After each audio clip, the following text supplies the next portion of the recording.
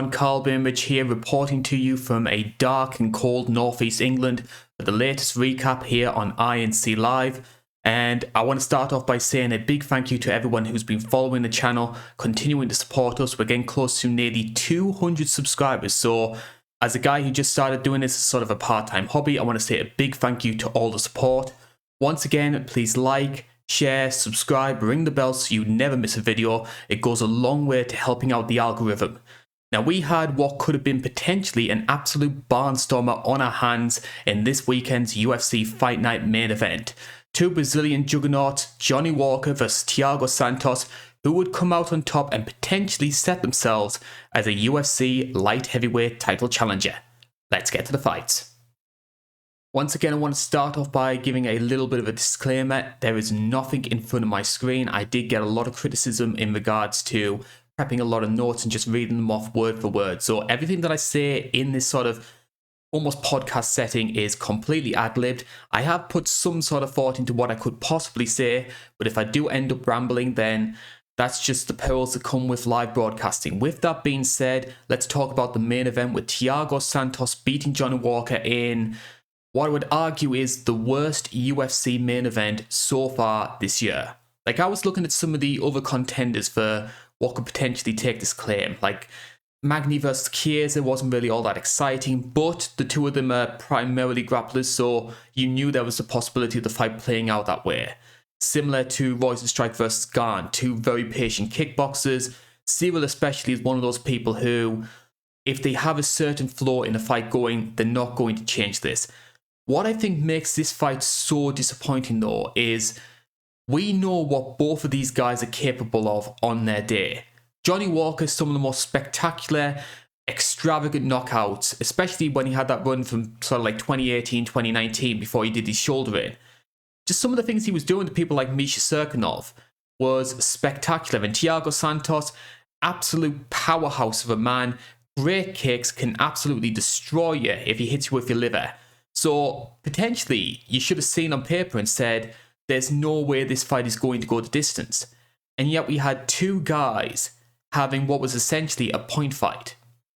And even though I appreciate some of the technical attributes of that, and I can respect both guys for maybe trying to change things up and understanding what the other one provided in terms of output, as a casual fan, it wasn't enjoyable to watch. And I have to be honest with that. If I had to stress some of the positives though, I think from Johnny Walker's perspective, even though he lost the fight, I would argue he came out with his stock a little bit higher than what Santos did, because we'd seen some of the issues that Johnny Walker has had through his career. As spectacular and as explosive as he is very chinny.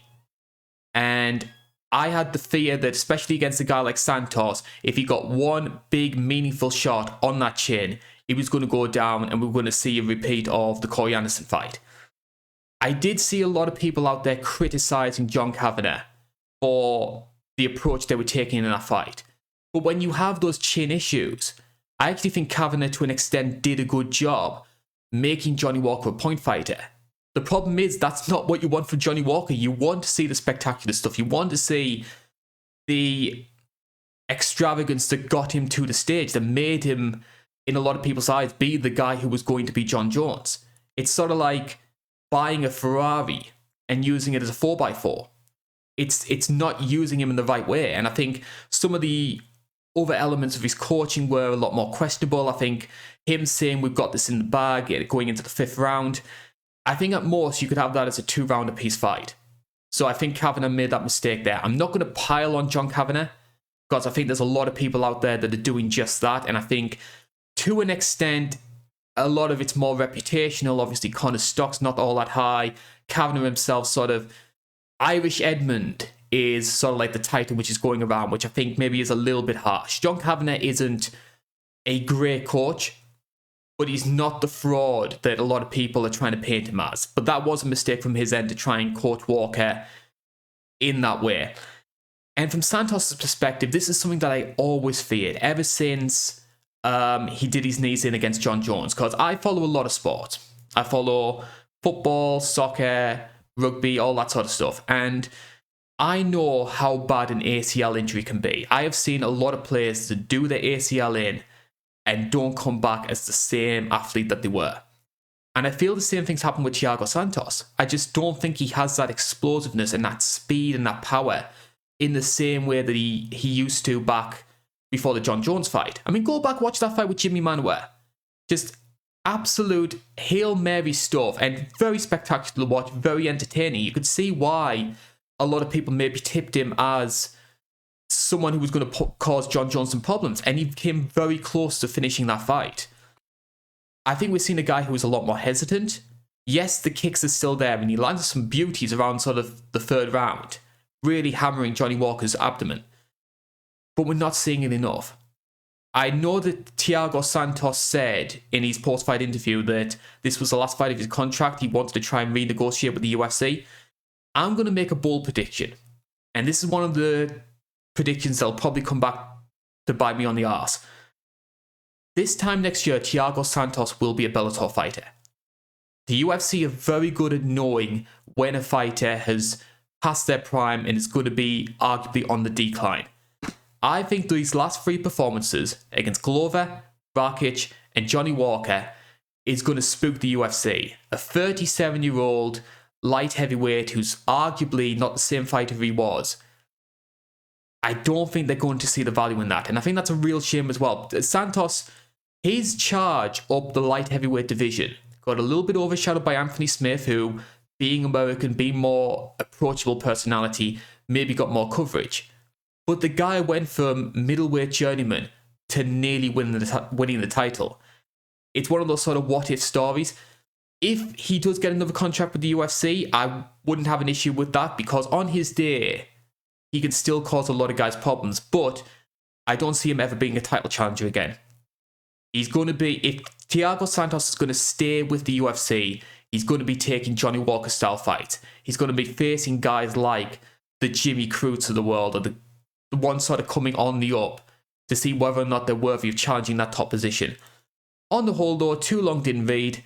This was a bad fight and very disappointing to see, especially when we also had the Bellator card as well, which was very disappointing, and you hope that the UFC can maybe rectify that. We've had a lot of good events, a lot of events which have surpassed expectations. This wasn't one of them. Of course, the main event is attracting a lot of the negativity, quite rightly so, but I have to be honest, the entirety of the main card, there was just something a little bit off about it. I think some of the prelims were actually okay. I'll get into those in a bit more detail. But when you have stuff like, obviously, the thing I'm going to be talking about next, which is Kyle Daukaus up against Kevin Holland, I understand the spirit of Dan Miragliotta choosing to overturn that fight, because you did see that Kevin Holland went face down. He was out. Even for a split second, he was out in that moment. So I do like Dan Miragliotta deciding, hey, that was a fight-changing moment. It's not really fair to give Daukaus the win and overturning it into a no contest. It's similar to what we see in soccer. If a player gets fouled, the referee will let possession go on, see if the team that were fouled do anything with the possession, and if they don't, then they pull it back. But after 5 or 6 seconds, if that team is now right at the other end of the pitch and has the potential to score, they don't bother pulling it back. In my opinion, that's what happened with this.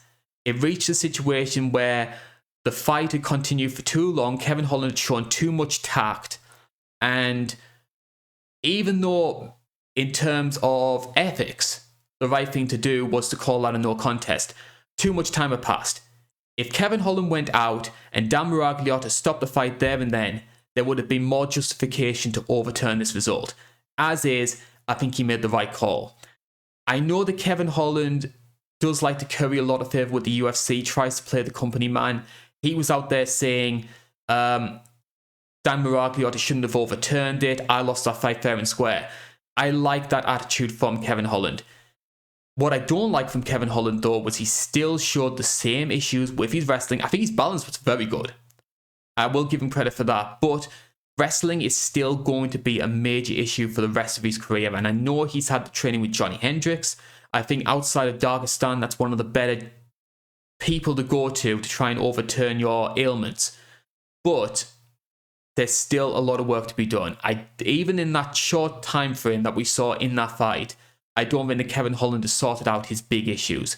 Jocko versus Misha Serkinov, dull fight. I kind of expected it to be, but I'm not the biggest fan of Krzysztof Jocko. But a solid win from him. I think Serkinov looked jacked in that fight, so I'm happy to see him moving down to middleweight. But he did seem very disinterested, and that was a concern to see. Similarly, I don't think Cowboy Oliveira was there. I think he's another one of those guys who is maybe reaching the tail end of his career, just sort of like going through the motions, trying to collect a paycheck. Third round was okay between the two, but a lot of people expected that fight to be a lot more interesting than it actually was, so I was underwhelmed with that one. As I mentioned before though, the best place to be in terms of the card was the prelims. Not necessarily because the fights themselves were great, but we had some good standout performances on this card. I'm going to pick out 3 people in particular. Jamie Mullarkey, he suffered a lot of adversity very early on against Devontae Smith and still came back to win this fight. I even jokingly said, if you follow on the Twitter feed, I said, Jamie Mullarkey, get in my boy stable. That was a great performance, great comeback win. He's now won 2 in a row and done so each in their own way in a spectacular fashion. He got that big win early on up against Karma Worthy and then doing the same thing to Devontae Smith after suffering a lot of adversity, as mentioned before. I don't see him ever being a top 15 guy or anything like that.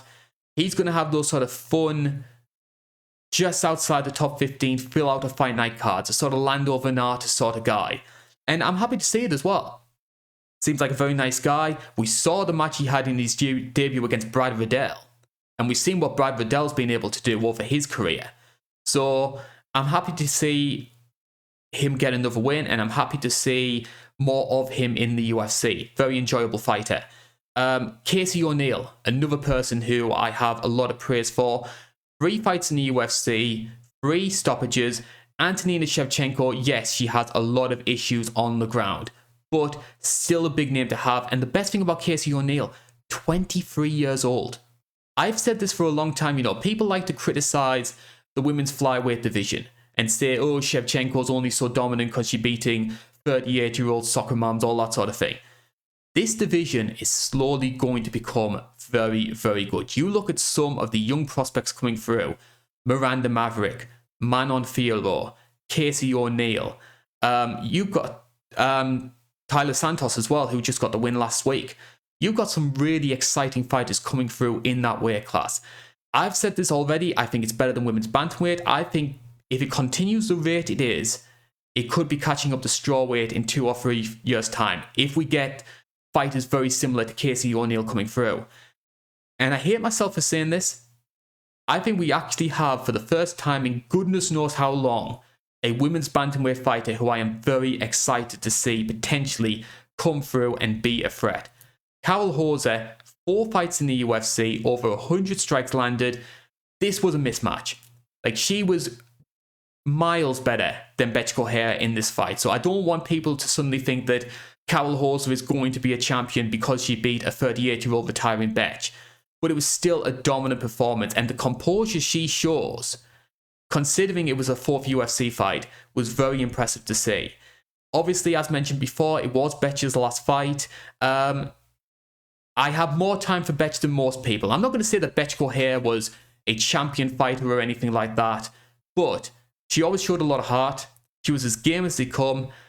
Everybody remembers the memes and all the funny stuff. She was an endearing character in the sport. With that being said, though, I did find it kind of amusing that there was a lot of pomp and ceremony made about this being Bethe's last fight. Yes, she's a company woman. Yes, she's part of one of the biggest fights in UFC history. People forget that. 900,000 people watched Bethe Correia fight Ronda in a UFC pay-per-view. But the UFC going out of their way to celebrate the career of Bethe Correia, considering they axed JDS, Alistair Overeem, Damian Maia, Anderson Silva with no fanfare whatsoever, no celebration of their careers. That felt a little bit off to me. Which, as mentioned before, love Bethe Correia, but she's nowhere near the level of guys who should have been given that sort of celebration and that final send-off into retirement.